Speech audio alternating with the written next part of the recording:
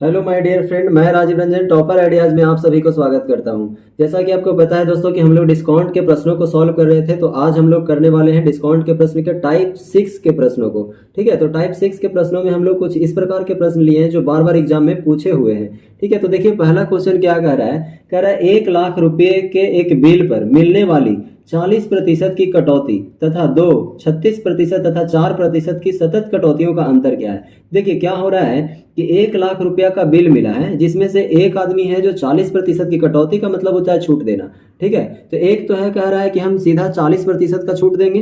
ठीक है, और दूसरा कह रहा है कि हम 2 प्रकार का छूट देंगे, एक 36% का देंगे और 4%। तो हम लोगों को ये डिसाइड करना है कि आखिर कौन सा छूट बेहतर होगा, जो एक ही साथ 40% का दे रहा है या फिर दो 36% और 4% का अलग अलग दे रहा है। तो हम लोग देखेंगे कि दोनों में अंतर क्या है ना। तो देखेंगे कि किसका छूट ज़्यादा मिल रहा है, जो छूट भाई ज़्यादा देगा वही हमारे लिए बढ़िया होगा।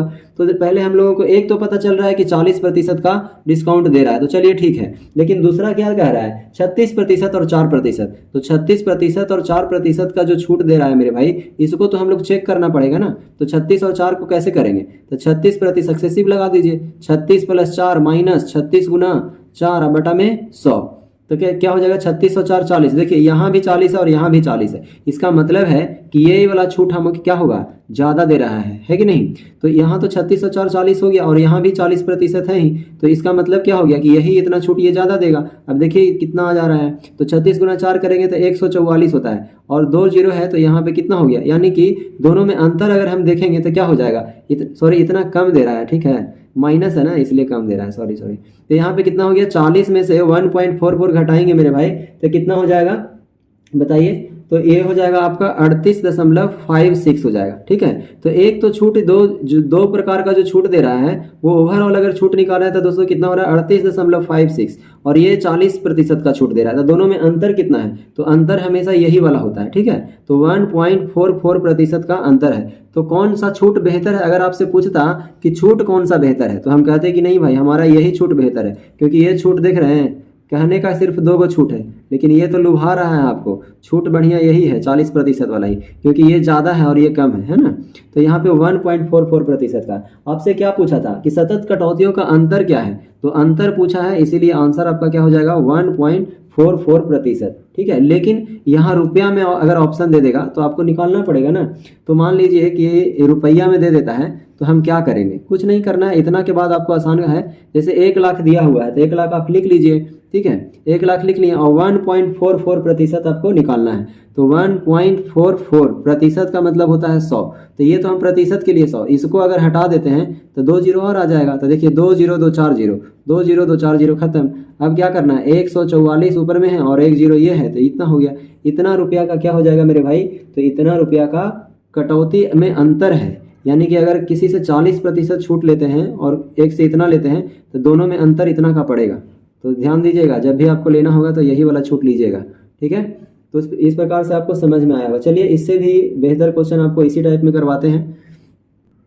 देखिए दोस्तों इसमें क्या कह रहा है, किसी वस्तु के अंकित मूल्य पर 40%, उसके बाद 30% और 45% उसके बाद 20% की उत्तरोत्तर छूट में अंतर 12 रुपया है। यानी कह रहा है कि कोई भी वस्तु है, ठीक है, उसमें क्या हो रहा है कि एक तो दे रहा है 40% का छूट और साथ ही साथ 30% का छूट दे रहा है, और दूसरा है जो 45% का छूट और साथ ही साथ 20% का छूट दे रहा है। और ये दोनों जो छूट है दोस्तों, उसमें अंतर जो है ना वो 12 रुपया का है। तो सबसे पहले तो हम ओवरऑल निकालेंगे कि छूट कितना है। तो 40 और 30 का छूट निकालने के लिए सक्सेसिव लगाएंगे, 40 + 30 और माइनस 40 × 30 अब बटा में 100 करेंगे, है ना। उसी प्रकार से इसको जब निकालेंगे तब 45 × 20 45 + 20 और क्या हो जाएगा माइनस 45 गुना 20 बटे में 100 करेंगे। दोनों को निकाल लीजिए, तो 40 और 30 ये 70 हो गया, माइनस 4 तिया 12, 1 0 से 1 0 1 0 से 1 0 काट दीजिए ना, तो 12 हो गया। तो यहाँ पे आप देखेंगे मेरे भाई, तो यहाँ पे आपका कितना हो गया 58%।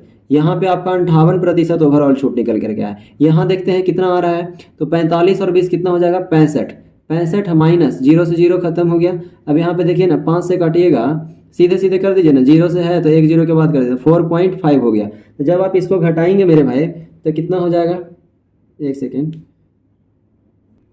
हाँ तो देखिए 45, यहाँ 2 भी तो बच रहा है, तो ये हो गया 90। ठीक है, 90 हो गया, 45 गुना 2 90, और एक जीरो यहाँ पे बच रहा था क्योंकि एक ही जीरो हम काटे थे। ठीक है, तो एक जीरो के बाद ये 90, 9 घट गया दोस्तों। तो 65 में से जब हम 9 घटाएंगे तो आपका आ जाएगा कितना, 56%। ठीक है, तो आप देख रहे हैं एक तरफ आपको 58% का छूट मिल रहा है, दूसरा तरफ 56% का। दोनों में अंतर कितना है भाई, तो मात्र 2% का ही अंतर है। और यही 2% का वैल्यू क्वेश्चन में 12 रुपया दिया हुआ है। तो हम कहेंगे कि 2% बराबर 12 रुपया है। तो बताइए ना क्या पूछ रहा है आपसे, आपसे पूछ रहा है कि अंकित मूल्य क्या होगा। तो मेरे भाई अंकित मूल्य क्या होता है, अपने आप में 100% होता है। तो सबसे पहले 1% का वैल्यू अगर हम निकालेंगे मेरे भाई, तो 12 बटा कितना हो जाएगा, 12/2। ठीक है, तो यानी कि 6 रुपया हो गया 1% का वैल्यू। और अगर अंकित मूल्य निकालें तो अंकित मूल्य होता क्या है, एमपी जो होता है कभी भी अपने आप में 100% होता है। तो 100% का वैल्यू क्या होगा, 1% का 6 है, तो 100% का कितना हो जाएगा, 600 हो जाएगा। तो 600 रुपया क्या हो जाएगा, इस वस्तु का मार्क प्राइस होगा। यही आपसे पूछा था। तो इसको आप जितना जल्दी कर पाएंगे, ये तो हम आपको समझाने के लिए पूरा स्टेप लिखे हैं, लेकिन आपका स्टेप वहाँ देखने के लिए कौन बैठा है, आपको तो बस आंसर से मतलब है।